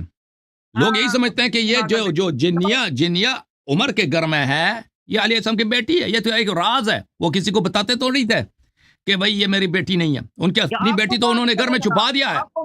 تو اب سن لو نا بھائی، سوال کیا تو جواب سن لو نا. اب عمر قتل ہو گئے. اب لوگوں کے سامنے امیر المؤمنین علیہ الصلوۃ والسلام یہ تو ظاہر نہیں کر سکتے کہ میں نے اپنی چڑیل سے ان کی شادی کرا دی تھی، کیونکہ وہ ان کی مصلحت میں نہیں ہے. انہوں نے ظاہر میں اس چڑیل کو اپنے گھر لے جو ان کی بیٹی کی شکل میں، پھر وہ اپنے ہاں چلے گئی نا، وہ اپنے جو ان کا قبیلہ تھا نجران میں چلی گئی. وہ میں نے حدیث آپ کو دکھا دیا. اچھا آپ سے جو سوال کیا ہے، میں نے آپ سے جو میں نے سوال کیا اس کا جواب دے دیں کہ آپ کے پاس کیا دلیل ہے کہ جن اور انس میں نکاح مجامعت نہیں ہو سکتا؟ آپ نے اس پر کوئی حدیث اور قرآن کی آیت نہیں پیش کی. او بھائی آپ کہتے ہیں ناممکن ہے نا، اور میں نے قرآن کی آیت شامل بتا دی، وَأَشْرِكْهُمْ فِي الْأَمْوَالِ وَالْأَوْلَادِ. یہ قرآن کی آیت ہے. آپ کے پاس کیا دلیل ہے کہ یہ ناممکن ہے؟ جب جائز ہے تو آل رسول میں سے بھی کوئی جنات سے نکاح کرتا کیا کسی نے؟ ہر جائز چیز کو انسان انجام نہیں دیتا. اور سادہ آدمی ہر چیز جو جائز ہے انسان انجام دیتا ہے. اور پاکستانی عورت سے شادی کرنا جائز ہے. نبی صلی اللہ علیہ وسلم نے کسی پاکستانی عورت سے شادی کی ہے، کسی ہندی عورت سے؟ اور کوئی چائنیز اور مسلمان عورت سے شادی کرنا جائز ہے. نبی صلی اللہ علیہ وسلم نے شادی کی ہے. یہ کیا بات ہوئی؟ ہر جائز چیز کو انجام دے جو چیز دنیا میں جائز ہے. اب آپ نے مولا علی کے متعلق جو یہ قصہ کھڑا ہے، اس میں تو یہ ثابت ہو رہا ہے کہ مولا علی نے حضرت عمر کے ساتھ دغا کیا، دھوکہ دیا ان کو، اپنی بیٹی ظاہر کر کے. بالکل، وہ ایک ظالم شخص آیا نا، وہ کہتا ہے میری بیٹی کی شادی کرا دو، اللہ میں تمہیں تباہ کر دوں گا. آپ کے ہاتھ کاٹوں گا چوری کے الزام میں. آپ کے جتنے قبیلے ہیں بنی ہاشم ہیں ان سب کے میں جتنے کاروبار بزنس وہ باغ وغیرہ سب کو تباہ کر دوں گا. زمزم کی کنویں تک میں ریتی بھر دوں گا. تو اس کے ساتھ بہت اچھا کیا, اس کو بہت اچھا کیا, اس کے اور چارہ ہی نہیں تھا اس کے سامنے. ہاں اس کے سامنے بہت ہی اچھا کیا. ہاں وہ کوئی شریف آدمی تھوڑی تھا, وہ کوئی شریف آدمی تھا, وہ کوئی شریف آدمی تھا کہ اس کے ساتھ دغا کیا. ایک ایسے آدمی کے ساتھ ایک چھوٹی بچی کا جان بچانے, اس کا ایمان بچانے کے لیے, آل رسول علیہ السلام کی عزت بچانے کے لیے بہت ضروری کام کیا, بہت اچھا کام کیا. جو عمر اس کا اہل تھا, جس کا مستحق تھا چڑیل سے اس کی شادی کرا دی. بہترین کام. یا علی زندہ باد, یا علی. فتح خیبر کی طرح, جیسے فتح خیبر عظیم ہے یہ بھی عظیم ہے. عمر کی رشتہ کہا ہوگی, رشتہ عمر کا رشتہ جماعت عمریہ کے لیے ہمیشہ کے لیے افتضاح, صرف گندگی کا سبب. عمر کی کہا شادی ہوئی, چڑیل کیا عمر کے, ہاں چڑیل کیا. سنتا شور کرتا ہے. آپ کا جو عقیدہ جعلی عقیدہ کہ مولا علی مشکل کشا ہے, وہ تو ختم ہو گیا نا. مولا علی مشکل کشا تو یہ مشکل کشائی تو ہے نا, یہ تو مشکل کشائی تو ہے نا, یہی مشکل کشا ہے بھائی, کہ اس کو ایسا کام کیا اس کے ساتھ مشکل ہی کا حل ہو گیا. مشکل حل ہو گیا نا. اس سے بہترین حل آپ مجھے بتائیں کیا ہوتا. نہ جنگ کیا, نہ لڑائی کی ضرورت پڑی, کچھ بھی نہیں کیا. اس کو ایک ایسا مخلوق سے اس کی شادی کرا دی تاکہ ہمیشہ جماعت عمریہ کا سر شرم سے جھکا رہے. یہ ساری جھوٹی کہانی ہے جو آپ بیان کر رہے ہیں. چلیں جھوٹی کہانی ہے بھائی. آپ نے کہا کہ شیعہ کتابوں میں لکھا نا, آپ نے کہا ام کلثوم کی شادی شیعہ کتابوں میں, شیعہ کتابوں میں فل بیان کرو نا, فل بیان کرو. یہ قصہ ہے نہیں, تو یہ ہم پہ حجت نہیں ہے. ام کلثوم سلام اللہ علیہ کی شادی ہم پہ حجت ہی نہیں ہے. ٹھیک ہے نا, تم غلط بیان کرتے ہو. چلے قاری صاحب اب دوسروں کو باری دے دو. آپ سے اگلا سوال ہے جی. آپ صلی اللہ علیہ وسلم کی وفات کے وقت صحابہ کرام جو ایمان والے تھے وہ کتنے تھے؟ کتنی تعداد میں زندہ تھے ایماندار؟ ایمان والے بہت تھے, وفادار کم تھے نا, وفادار کم تھے. نہیں آپ مجھے بتائیں, دیکھیں آپ, میں آپ کے سوال کا جواب اس طرح دوں گا. حضرت رسول صلی اللہ علیہ وسلم نے فرمایا انت منی بمنزلۃ ہارون من موسیٰ, اور حضرت رسول صلی اللہ علیہ وسلم نے فرمایا. آپ میرے سوال کو دوسری طرف لے کے جائیں. میں کہہ رہا ہوں آپ چوزی پوائنٹ بتائیں. 10 تھے, 12 تھے, 100 تھے, 200 تھے, کتنے تھے؟ دیکھیں میرے, آپ سن لیں بھائی, ٹھیک ہے نا, آپ سن لیں. دیکھیں رسول اللہ صلی اللہ علیہ وسلم کا فرمان ہے لَتَتَّبِعُنَّ سُنَنَ مَنْ كَانَ قَبْلَكُمْ شِبْرًا بِشِبْرٍ وَذِرَاعًا بِذِرَاع. فرمایا اپنے صحابہ سے کہ تم مجھ سے پہلے, ہم سے پہلے, مسلمانوں سے پہلے جو پرانی امتیں ہیں, تم ان کے نقش قدم پہ چلو گے, منہ بمنہ قدم بقدم. صحابہ نے عرض کیا یا رسول اللہ صلی اللہ علیہ وسلم کیا آپ کا مقصود یہود و نصارہ ہے؟ تو رسول اللہ صلی اللہ علیہ وسلم نے فرمایا یہود و نصارہ کے علاوہ کون ہو میرا مقصود ہے.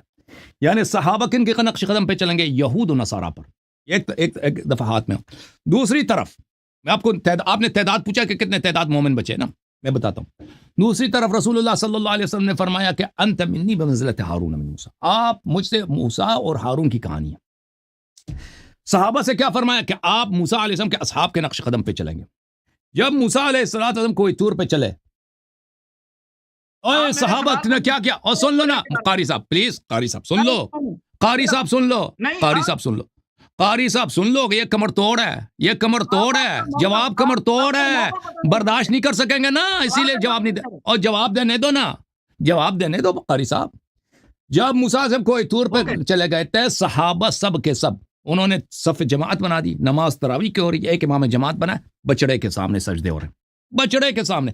تو وہاں پہ ہارون کے ساتھ کتنے لوگ بچے تھے, جتنے لوگ وہاں پہ ہارون کے ساتھ بچے تھے نا صحابہ موسیٰ سے, سب نے معجزات دیکھے تھے, صحابی تھے سب, جتنے ہارون اسی تعداد میں امیر المومنین علیہ السلام, وہ گنتی کر لو کتنے لوگوں نے بچڑے کی عبادت کی اور کتنے لوگوں نے بچڑے کی عبادت نہیں کی, ہارون کے ساتھ رہے اسی تعداد میں.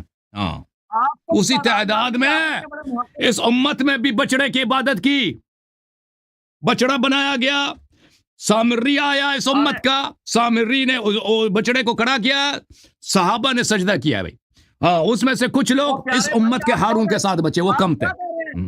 ہیلو, آپ کیا کہہ رہے ہیں؟ آپ کہہ رہے ہیں کہ بچڑے کی اس امت میں بچڑے کی پوجا نہیں, اس امت میں تو گھوڑے کی پوجا کرنے والے بھی ہیں. بھائی دیکھو رسول صلی اللہ علیہ وسلم نے اپنے صحابہ سے فرمایا لَتَتَّبِعُنَّ سُنَنَ مَنْ كَانَ قَبْلَكُمْ, تم چلو گے نقش قدم پر یہود و نصارہ کی. جو گھوڑے کے جو بچڑے کی عبادت کرتا ہے اس پہ اللہ کی لعنت. جس نے گھوڑے کی عبادت کی اس پہ اللہ کی لعنت. اور جس نے اس امت کے ہارون کے ساتھ غداری کی ہے اور اس امت کے سامری کا ساتھ دیا ہے اور اس امت کے بچڑے کی عبادت کی اس پہ بھی اللہ کی لعنت. آپ تعداد نہیں بتائیں گے کہ ہارون کے ساتھ کتنے بچ گئے تھے؟ آپ بتائیں نا. آپ جتنے ادھر تھے اتنے ادھر تھے. ادھر بھی کم تھے ادھر بھی کم تھے. ادھر بھی کم تھے ادھر بھی کم تھے. مطلب 10 12 13 ایسے یاد نہیں. ادھر بھی کم تھے ادھر بھی کم تھے. ناظرین دیکھیں یہ شیعہ آپ کیسے دغا بازی کر رہے ہیں. میں جو بات سوال کرتا ہوں اس کا جواب نہیں دیتا, دائیں بائیں بھاگ رہا. آپ کو تعداد یاد نہیں ہے, آپ محقق کی تعداد زیادہ. دیکھیں امیر المؤمنین علیہ الصلوۃ والسلام کے ساتھ جو صحابت تھے وہ کافی تعداد تھے لیکن اتنے زیادہ نہیں. دیکھیں کتاب احتجاج تبرسی میں جب ابو بکر کے ساتھ بیعت ہوئی تو جن صحابہ نے اعتراض کیا اور جنہوں نے تقریر کی مسجد نبی صلی اللہ علیہ وسلم میں, اس بہت سارے صحابہ تھے, کم از کم 10-12 صحابہ نے تقریر کیا. یعنی ہر صحابی تو تقریر نہیں کرتا نا, وہ جو بڑے بڑے صحابہ ہیں جیسے سلمان تھے, ابو ذر تھے, مقداد تھے, اور عمار یاسر تھے, اس طرح کے صحابہ انہوں نے تقریر, ان کی تعداد صرف 10-12 ہیں. یہ اور ان کے علاوہ جن صحابہ نے بیعت نہیں کی ان کی تعداد کافی ہے. اب لیکن اتنے نہیں تھے کہ بس ابو بکر عمر کے ساتھ جو تھے ساتھ سب مدینے والے تھے, مکے والے تھے, قبائل سب ہزاروں کی تعداد میں وہ سب ان کے ساتھ. 150 تو ہوں گے نا, کم از کم 150 تو ہوں گے. نہیں 150 نہیں تھے. دیکھیں انہی میں سے بھی جب امیر المومنین علیہ السلام نے کہا کہ اب جنگ کرتے ہیں نا, انہوں نے اعتراض تو کیا. پھر امیر المومنین علیہ السلام نے کہا کہ آؤ میری مدد کرو, جنگ کے لیے نکلتے ہیں, تو صرف 4 آئے. جب فرمایا نا امتحان کا وقت آیا کہ ہم ابو بکر کو خلافت سے ہٹا دیتے ہیں, تلوار نکال دیتے ہیں, یعنی انقلاب لائیں گے, عسکری کارروائی کریں گے, تو صرف 4 آئے. ٹھیک ہے نا. اب ہاں لیکن یہ دیکھیں بعد میں ان لوگوں نے توبہ کیا. بہت سارے صحابہ آئے, سب نہیں, بہت سارے صحابہ آخر میں بہت جلد یا بعد کچھ سالوں کے بعد انہوں نے اپنی غلطی کا اعتراف کیا, توبہ کیا اور مل گئے امیر المؤمنین علیہ الصلوۃ والسلام کے ساتھ. لیکن وہ کبھی اکثریت میں نہیں تھے. جو آپ مان گئے نا, میں یہی بات آپ سے اگلوانا چاہتا تھا. الاحتجاج تبرسی میں یہی لکھا ہوا نا کہ بعد از وفات حضرت رسول صلی اللہ علیہ وسلم جمیع اصحاب مرتد شد مگر 3 آدمی بچ گئے تھے جو مرتد نہیں ہوئے. وہاں صرف تعداد 3 کی. ارتداد سے مراد لفظی من ہے. ارتداد سے مراد یعنی وہ لوگ جو نصرت کے لیے نہیں آئے اور باقی لوگ نصرت کے لیے نہیں آئے. یعنی نصرت سے وہ انہوں نے پشت کر دی, نصرت کرنے جنگ کرنے نہیں آئے. وَإِلَّا یہ ارتداد سے مراد. آپ کر رہے ہیں, مصنف نے یہ وضاحت نہیں کی. مصنف اور بھائی اسی کتاب میں لکھا ہے نا, اسی کتاب احتجاج تبرسی میں یہ روایت بہت زیادہ ہے کہ جن صحابہ نے ابو بکر پہ اعتراض کیا ہے وہ کتنے تعداد تھی ان کی, کم از کم 10-12 تو ان کی تعداد جنہوں نے تقریر کیا ہے. چھوڑیں اس بات کو, اگلا سوال. اور وہ جو آپ کہہ رہے ہیں احتجاج تبرسی کی نہیں ہے, یہ حدیث جو آپ کہہ رہے ہیں وہ کافی کی حدیث ہے. چلیں بھائی, اللہ اب دوسروں علامہ صاحب آپ نے اتنے سوال کیا, اپنے اتنے سوال کیے, ٹھیک ہے نا. ایک رہ گیا, بس ایک آخری رہ گیا. آخر میں ہمیں بھی سوال کرنے دیں گے. ایک سوال ایک رہ گیا. میں نے شروع میں کہا تھا کہ میں نے آپ سے مناظرہ نہیں کرنا, میں نے سوال کرنے ہیں. سوال اچھا طریقہ آپ نے ڈھونڈ لیا نا. ہمیں سوال بھی, آپ تو عالم دین ہیں, ہم بھی سوال کر سکتے ہیں نہیں کر سکتے, یا نہیں کر سکتے. میں نے شروع میں کہا تھا مجھے, آپ محقق ہیں, مجھے کچھ باتوں میں تردد تھا, وہ آپ سے تردد ہے. ٹھیک ہے نا بھائی, آپ نے اتنی تیاری کیا نا, اتنے سوال 10-12 سوال کیا, ہمیں بھی ایک سوال کرنے کا اجازت دے دیں. آپ اپنا سوال کر لیں یا آخر میں مجھے بھی ایک سوال کرنا ہے. ایک آخری سوال ہے میرا. باغ کے نہیں جانا, پھر مجھے بھی سوال کرنے کی اجازت دینا آپ نے. جی میری بات سنیں. آپ نے ایک بیان میں یہ بات کہی تھی جب یہ کہا گیا کہ حضرت ابو بکر عمر عثمان کی خلافت صحیح نہیں تھی, بدعت تھی, تو مولا علی ان کے ساتھ کیوں رہے؟ تو آپ نے اس کا جواب یہ دیا نہیں رہے. میں نے کہا ان کے ساتھ نہیں رہے بھائی, میں نے کہا ساتھ ہی نہیں رہے. میں نے کب کہا ساتھ رہے؟ ساتھ رہے نہیں. میں نے کہا ساتھ ہی نہیں رہے, کبھی ساتھ تھے ہی نہیں, کبھی ساتھ نہیں تھے ان کے, ساتھ رہے. آپ کا بیان پڑا ہوا, آپ نے کہا میں نے کبھی نہیں بولا ہے کہ امیر المؤمنین علیہ السلام ایک لمحے کے لیے بھی ابو بکر عمر کے ساتھ تھے, کبھی ساتھ نہیں. ہمیشہ ان سے بری تھے, ہمیشہ ان سے بیزار تھے. میں نے وہ ڈاؤن لوڈ کیا. یہ ہر شیعہ کا ابتدائی عقیدہ ہے. ہر شیعہ کا ابتدائی عقیدہ ہے براعت براعت براعت. یہ آپ کہتے ہیں ساتھ تھے ہم وہ ہاں یہ تو آپ کا بیان میرے پاس محفوظ ہے، میں آپ کو سنوا دوں گا، آپ کے الفاظ آپ کو لوٹا دوں گا. او بھائی آپ نے غلط کوٹ کر رہے ہیں. آپ بول رہے ہیں میرے پاس بیان محفوظ ہے. آپ غلط کہہ رہے ہیں نا. یہ تو ایسا ہے کہ کوئی کہہ دے کہ مسلمانوں کا عقیدہ یہ ہے کہ 3 اللہ ہیں آسمان میں. اب کوئی کہہ دے یہ تو سب کو پتہ ہے کہ مسلمانوں کا عقیدہ نہیں ہے کہ آسمان میں. آپ کہتے ہیں کہ ہمارے پاس بیان محفوظ ہے کہ مسلمان کہتے ہیں کہ اللہ میں آسمان میں 3 اللہ ہیں. یہ تو ہے ہی نہیں بھائی. اسی طرح ہم شیعوں کا یہ بنیادی عقیدہ ہے. اب بنیادی عقیدہ ہے کہ حضرت علی علیہ امیر المومنین علیہ السلام کبھی بھی ابو بکر عمر کے ساتھ نہیں تھے، تاکہ ہم ایکسپلین کریں کیوں ان کے ساتھ تھے. آپ نے تو بیان آپ سنیں تو صحیح نا. اس وقت جو آپ نے جواب دیا وہ یہ تھا کہ حدیث میں آیا کہ اللہ کے رسول نے فرمایا غلط حکمران کے ساتھ بھی رہو، اس کے ساتھ بغاوت نہ کرو. مولا علی فرمان رسول کے مطابق ان کے ساتھ رہے اگرچہ ان کو اچھا نہیں سمجھتے تھے. یہ جواب دیا آپ نے، یہ غلط ہے. کبھی ساتھ ہی نہیں تھے، کبھی ساتھ ہی نہیں تھے. دیکھیں شیعہ عقیدے کے مطابق وہ کبھی ان کے ساتھ نہیں تھے، کبھی ساتھ ہی نہیں تھے. اور امیر المؤمنین علیہ الصلوۃ والسلام کو رسول اللہ صلی اللہ علیہ وسلم نے منع کیا تھا کہ آپ کے میرے بعد جب خلافت غصب ہوگی اگر آپ کو انصار نہ ملے تو ان کے خلاف تلوار نہ اٹھائیں. ٹھیک ہے نا، تلوار نہ اٹھائیں. بالکل ہاں جی بالکل. تو انہوں نے تو مولا علی نے رسول پاک صلی اللہ علیہ وسلم کی اتباع اور اطاعت کرتے ہوئے تلوار نہیں اٹھائی، مخالفت نہیں کی. تو ہم نے کبھی تلوار اٹھائی؟ مخالفت کی ہے، تلوار نہ اٹھائی ہے نا. یہ دو چیزوں میں بڑا فرق ہے. مخالفت کرنے میں اور تلوار اٹھانے میں فرق ہے. مخالفت کی ہے، تلوار نہیں اٹھائی ہے. اگر انصار ملتے تو تلوار بھی اٹھاتے. بالکل بالکل ایسے. اب مولا علی نے تو رسول پاک صلی اللہ علیہ وسلم کے ارشاد پر عمل کیا، اور مولا علی کے صاحبزادے سیدنا حسین علیہ السلام نے یزید کے مقابلے میں تلوار اٹھائی. یزید کے مقابلے میں یہ بھی ایک غلط، بہت بڑی غلط فہمی ہے. یہ ایک بہت بڑی غلط فہمی ہے. یہ شیعوں کا عقیدہ نہیں ہے. یہ عقیدہ جو امام حسین علیہ السلام نے یزید کے خلاف تلوار اٹھایا ہے، یہ آپ لوگوں نے اس کو مشہور کرایا. یہ شیعوں میں بھی مشہور ہو گیا. شیعہ ذاکرین اور شیعہ علماء بھی اسی بات کو دہراتے ہیں. دیکھیں امام حسین علیہ السلام 20 سال وہ معاویہ کے دور حکومت میں رہتے تھے. انہوں نے کبھی معاویہ کے خلاف تلوار نہیں اٹھایا. ٹھیک ہے نا. معاویہ جب بیعت لے رہا تھا اپنے بیٹے یزید کے لیے، وہ کبھی تلوار نہیں اٹھایا.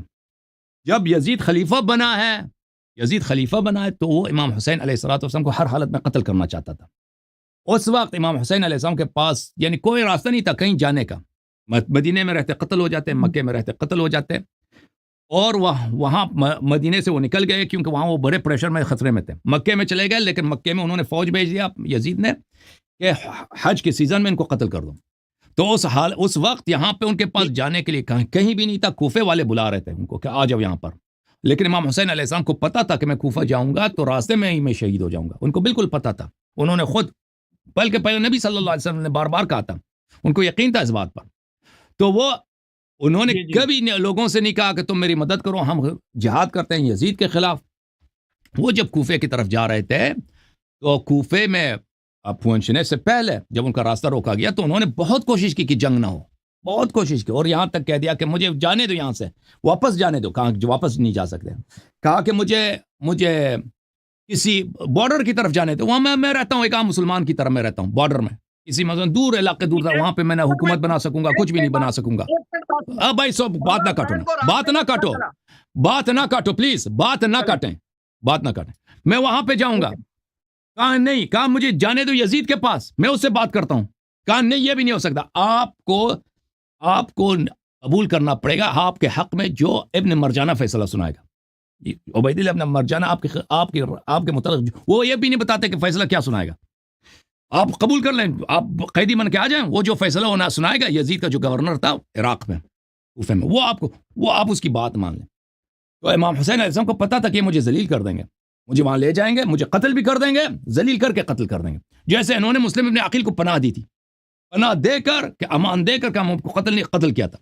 اور اس طرح امام حسین علیہ السلام کے خلاف جب یہ بات رہے گی کہ اب قتل تو ہونا ہے، شہید تو ہونا ہے، لیکن عزت کے ساتھ شہید. امام حسین علیہ السلام نے کبھی یہ نہیں کہا کہ بھائی میں یزید کے خلاف جو ہے تلوار اٹھاؤں گے. امام حسین علیہ السلام نے صلح کرنے کی بہت کوشش کی. جس طرح امیر المؤمنین علیہ، دیکھیں امیر المؤمنین علیہ السلام جس دور میں رہتے تھے نا، خلفاء ان کو نہیں چڑھتے تھے. خلفاء اس طرح نہیں تھے کہ ان کو قتل کرنے کے در پہ تھے. ابو بکر عمر کی سیاست یہ تھی کہ اگر علی علیہ السلام ہمیں نہیں چڑھتے ان کو رہنے دو، وہ اپنے کام سے کام رکھیں، ہم اپنے کام سے کام رکھیں۔ الحمدللہ اب بھائی چپ کرو، اسی بہانے سے آپ اب بھائی بات سنو، بات پلیز بات کرنے دو۔ ان کی سیاست یہ تھی، اگر ابو بکر عمر یہ بھی کرتے ہیں بھائی کہ ہم نے ان کو بہرحال قتل کرنا ہے، ان کو ذلیل کر کے قتل کرنا، امیر المومنین علیہ الصلوۃ والسلام وہاں پہ بھی ذلیل ہو کے قتل نہیں ہو جاتے، شہید ہو جاتے، ٹھیک ہے نا؟ وہی جو امام حسین علیہ السلام کے ساتھ ہوا، امام حسن مجتبی علیہ الصلوۃ والسلام کے ساتھ جو معاویہ نے کیا، معاویہ نے خود صلح کی پروپوزل دی اور امام حسین علیہ السلام نے ان کے ساتھ صلح کی، ٹھیک ہے نا؟ یہی بالکل یہی اسٹریٹجی تھا امام حسین علیہ السلام کا کربلا میں، مختلف نہیں تھا، لیکن سامنے والے نہیں مان رہے تھے، سامنے والے کہہ رہے تھے کہ آپ قیدی بن کے آ جائیں، پھر ہم دیکھیں گے آپ کے ساتھ کیا کرتے ہیں۔ وہ شخص بھی جو کوفے میں رہتا تھا، عبید اللہ ابن زیاد، وہ شخص تھا جو شیعوں کا ہاتھ کاٹتا تھا، سولی پہ چڑھانے والے، ان کو ذلیل کرنے والے، امیر المومنین علیہ السلام کو گالی دینے والے۔ تو امام حسین علیہ السلام کو پتا تھا کہ یہاں پہ جائیں گے ذلت کے سوا کچھ نہیں۔ انہوں نے خود فرمایا کہ بلی قد رکزنی القوم بین السلۃ والذلہ حیہات من الذلہ، یہ لوگ یا چاہتے ہیں کہ ہم تلوار نکالیں، ان کے ساتھ جنگ کریں، یا یہ کہ ذلیل ہو جائیں، لیکن ہم ذلت کو قبول نہیں کرتے، ٹھیک ہے نا؟ تو یہ دو بہت مختلف چیزیں ہیں، یہ قیاس مع الفارق آپ کر رہے ہیں۔ اب ہماری باری ہے، ہم آپ سے سوال کریں گے۔ مجھے آپ سے بڑا ترس آ رہا ہے کہ آپ نے جو ہے نا، آپ نے غلطی سے آپ کی زبان سے سچ نکل گیا۔ امام حسین کو خط لکھنے والے سنی تھے کہ شیعہ تھے؟ سنی تھے، سب سنی تھے، سب سنی تھے، سنی تھے، یہ الگ بات ہے۔ آپ ہاں سب سنی تھے، اب الگ بات ہے وہ، یہ جو کوفے الگ، یہ تو اگلا سوال ہے، میں نے آپ کے سوالوں کے جواب دے دیا نا، بس اب الگ بات ہے، یہ الگ موضوع ہے۔ اب تحقیق ہم نے کی ہے اس موضوع پہ، ہمارے کئی تقریرات ہیں، جماعت عمریہ تھے، بنی امیہ والے تھے، بہت زیادہ تھے وہاں پہ خط لکھنے والے، وہاں پہ جو شیعہ بھی کہلاتے تھے وہ اس طرح شیعہ نہیں تھے جو آپ سمجھ رہے ہیں۔ اچھا، آپ کی خدمت میں عرض کروں کہ میں آپ کی خدمت میں عرض ہے بھائی صاحب، اب میری باری، ایک سوال آپ سے کرتے ہیں، ٹھیک ہے نا؟ اس سوال کا جواب آپ دے دیں۔ آپ نے اتنے سوال کیے، بہت سارے سوال کیے، ٹھیک ہے نا؟ مجھے جتنا آتا تھا میں نے جواب دے دی، اب یہ اپنے جواب دے دیں۔ یہ کتاب ہے مسند احمد ابن حنبل، چاپ مؤسسۃ الرسالہ، یہ جلد نمبر 43 ہے، اور اس کو تحقیق کے شعیب الارناؤت، بہت کٹر وہابی، انٹی شیعہ، پرو صحابہ۔ یہاں پہ صفحہ نمبر 351 ہے، یہ حدیث ہے 24630، اس میں یہ الفاظ ہیں: کانت عائشہ تعمر اخواتها، عائشہ اپنی بہنوں کو حکم دیتی تھی، وبنات اخوتها، اور اپنی بتیجیوں کو حکم دیتی ہے، ان یرضعن من احبت عائشہ ان یراها، کہ جو شخص عائشہ سے ملاقات کرنے کی خواہش رکھتا ہو اس کو یہ پہلے اپنا چاتی دے دیں، چاتی سے دودھ اس کے منہ میں پلا دیں، وَيَدْخُلَ عَلَيْهَا، پھر وہ شخص کے عائشہ کے پاس آ جائیں، وَإِن كَانَ كَبِيرًا، چاہے وہ شخص کتنا ہی بڑا آدمی ہو، مثلا آپ کی عمر جیسا ہو، 40 سال 50 سال 60 سال 30 سال 25 سال، کوئی عائشہ سے ملاقات کرنے کی خواہش رکھتا ہے تو پہلے عائشہ کی بہن کے پاس جاتا ہے، عائشہ کی بہن اس کو چاتی دے دیتا ہے، ایک دفعہ نہیں 5 دفعہ، ایک دفعہ اگلے دن آ جاؤ 4-5 دن، اچھا، ثم يدخل علیہا، پھر وہ عائشہ کے پاس جاتے تھے۔ عائشہ نمبر 1، اسناد صحیح، حدیث صحیح، اسناد صحیح ہے۔ اچھا، ملاحظہ فرمائیے، میں آپ کی خدمت میں مزید دکھاؤں، یہ کتاب ہے، کتاب محمد ابن ادریس الشافعی، شاب مصر، اس کی تفسیر کی کتاب ہے، صفحہ نمبر 103 میں: اخبرنا فلان عن فلان عن عائشہ كأنها كانت تقول نزل القرآن ب10 رضعات معلومات يحرمنا ثم صيرنا إلى 5 يحرمنا۔ عائشہ کہتی تھی کہ قرآن میں یہ آیت موجود تھی، اس کو بکری کہا گئی ہے کہ 10 دفعہ چاتی دینا کسی مرد کو، وہ آپ کا بھائی بن جاتا ہے یا آپ کا بیٹا بن جاتا ہے، پھر اللہ نے کہہ دیا کہ نہیں 10 ضروری نہیں، 5 دفعہ اس کو چاتی دے دو۔ فكان لا يدخل على عائشہ الا من استكمل 5 رضعات، عائشہ سے کوئی شخص چاہے صحابی ہے چاہے تابعی ہے کوئی ملاقات نہیں کر سکتا تھا، مگر یہ کہ عائشہ کی بہنیں، عائشہ کی بتیجیاں، عائشہ کی بانجیاں اس شخص کو 5 دفعہ چاتی دے دیں، ٹھیک ہے نا؟ مزید آپ کو دکھائیں حوالے، جی نہیں، حوالے یہ کتاب المصنف لعبد الرزاق، جزء 7، نہیں اب سن لو، اب سوال سن لو نا، کتاب المکتب الاسلامی، باب رضاع الکبیر، صفحہ نمبر 458۔ آپ چاہے 10 کتابوں سے نام کر دیں، سب 50 بات ایک ہی ہے۔ اچھا لیں، بات ایک ہی ہے۔ اب مجھے بتائیں کہ یہ عائشہ کی سنت ہے بھائی، عائشہ کی سنت ہے کہ نبی صلی اللہ علیہ وسلم کے بعد اس نے یہ تماشا شروع کیا تھا کہ جو شخص اس سے ملاقات کرنا چاہتا ہے پہلے اس کا بیٹا بنے گا یا اس کا یعنی محرم بنے گا، پھر عائشہ سے ملاقات ہوگی. محرم بننے کا کیا طریقہ ہے؟ عائشہ کی بہن، عائشہ کی بانجی، عائشہ کی بھتیجی اس کو دودھ پلائے گی اپنی چاتی سے. اب مجھے بتاؤ، اب اس کے متعلق آپ کا کیا رائے ہے؟ جی آپ پاکستان میں عائشہ آپ کی ماسی ہے نا، کہتے ہیں ماں عائشہ ام المومن، اس کے لیے شیعوں اس کی عزت نہیں کرتے. اور بھائی اگر شیعہ عزت نہیں کرتے تو یہ وجہ اس کے حرکات ہیں. آپ مجھے بتائیں کہ کیا آپ حاضر ہیں آپ کے شہر میں کہ کوئی باغیرت شخص اس طرح، یہ مجھے بتائیں، آپ اپنا نظریہ ہمیں بتائیں بھائی. اصل میں آپ کی اس بات کا جواب تو آ جانا تھا، لیکن جب میں نے شروع سے آپ سے سوال کیا نا تو اس میں آپ تھوڑی سی گنجائش رکھ گئے ہیں.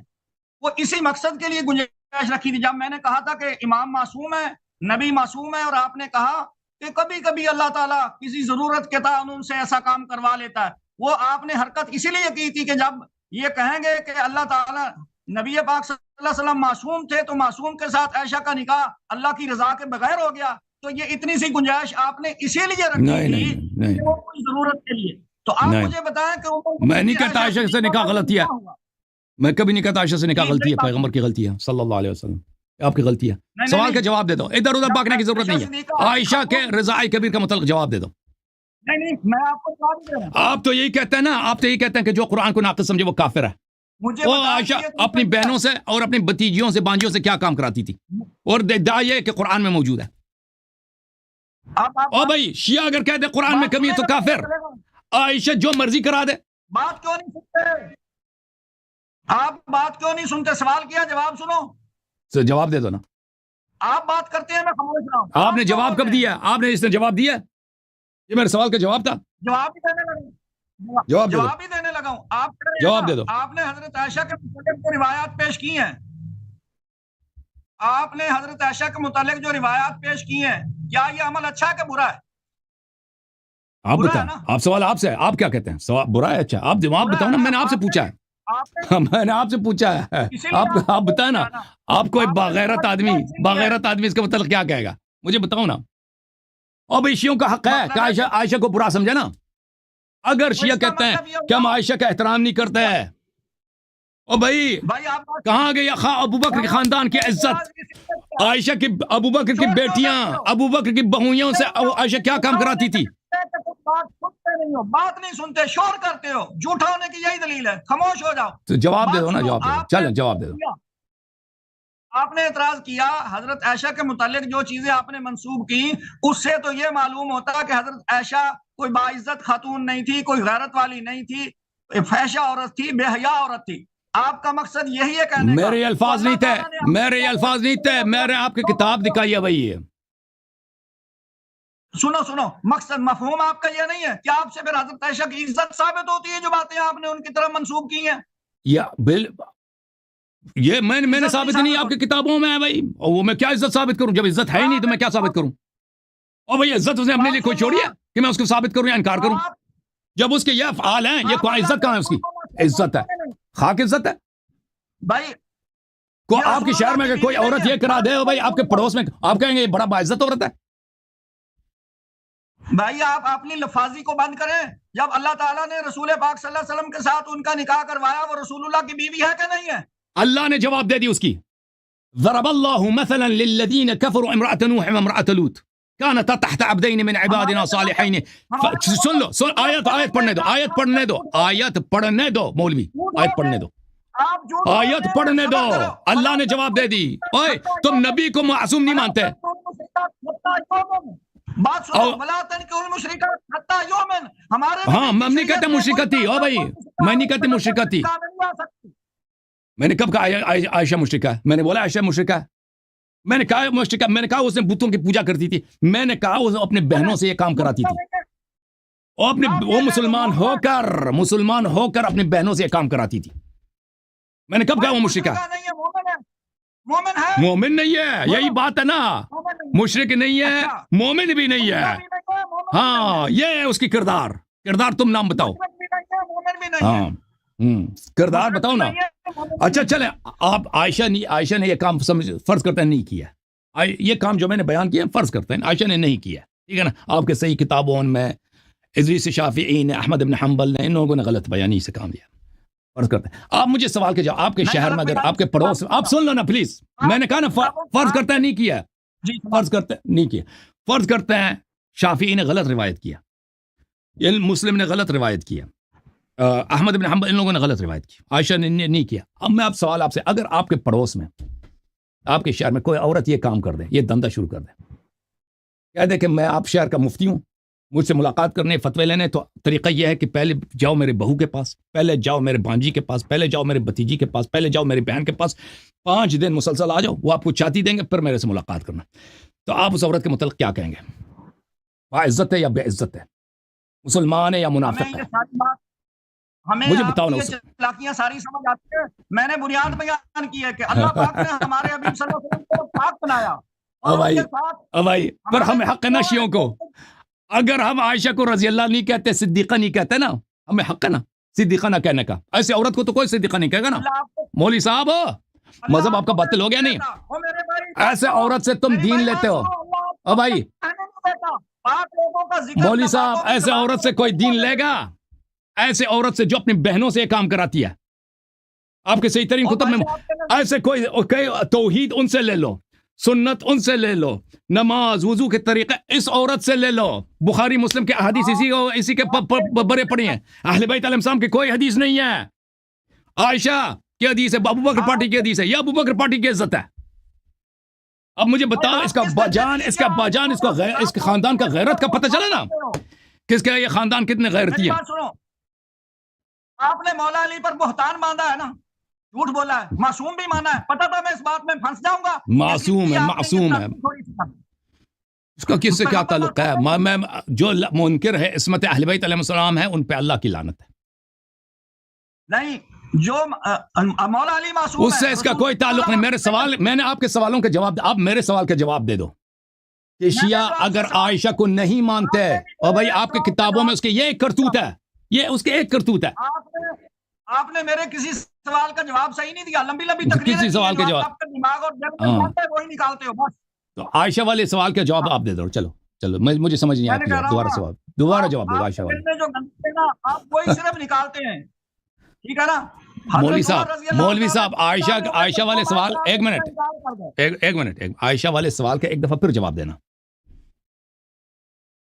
جی میں نے تو آپ کو شروع میں کہا تھا کہ میں نے آپ سے چند سوال کرنے ہیں اچھا اس کے پاس جواب نہیں ہے بھائی مجھے پتہ ہے صحیح اعتراف کر لینا جواب آپ کے پاس نہیں ہے آپ کے پاکستان کے کسی عالم کے پاس جواب نہیں ہے نہیں میں نے پورا عالم اسلام عائشہ کے متعلق ان سوالات کے جواب کسی عالم اسلام میں کسی کے پاس نہیں ہے کسی کے پاس نہیں ایسے عورت صدیقہ نہیں ہو سکتی اس عورت سے سنت لینا کفر ہے اس عورت سے سنت لینا کفر ہے دلیل یہی ہے جو میں نے پیش کیا آپ کو کون یہ تم اہل بیت علیہ السلام کو چھوڑ کر دیکھو مولوی صاحب اہل بیت علیہ السلام کو چھوڑ کر تم کن سے دین لیتے ہو یہ عائشہ کا کردار ہے یہ عائشہ کا کردار ہم اہل بیت کو چھوڑ چکے ہو تم اہل بیت اہل بیت کی دشمن عائشہ تمہارا امام ہے یہ تمہارا مفتی ہے یہ تمہارا راوی ہے چلیں بھائی چلیں آپ کو سلام ہے آپ جب آپ میٹنگ رکھیں نا آپ سپاہی صحابہ کے ساتھ میٹنگ رکھیں اپنے دیوبندیوں کے ساتھ 1-2 ہفتے کے بعد میرے سوال کا جواب لے کے آئیں میرے سوال کا جواب اگر آپ کے شہر میں یہی کام کوئی عورت کر دے کہہ دے میں آپ کے شہر کا مفتی ہوں فتویٰ دینا چاہتی ہوں آپ میرے پاس فتویٰ لینے آئے تو پہلے ادھر اس کمرے میں چلے جاؤ میری بہن بیٹی ہے 5 دن مسلسل اس کے پاس جاؤ پھر میں آپ کو فتویٰ دوں گی تو پھر مجھے بتانا اس عورت کے متعلق آپ پاکستان والوں وہابیوں سپاہی صحابہ والے اس عورت کے متعلق تم کیا حکم دو گے میرے سوال کا جواب لے کے آنا ٹھیک ہے نا مولوی صاحب ہاں تھینک یو سر اللہ آپ کو سلامتی دے جوم جاؤ پرواز کرو کیوں فخر سے سر اٹھا کیونکہ اللہ تعالیٰ نے تمہیں انتخاب کیا صراط حق پر صرف تم ہو صراط ایمان پر صرف کیا کیونکہ اللہ تعالیٰ نے تمہیں انتخاب کیا صراط حق پر صرف تم ہو صراط ایمان پر صرف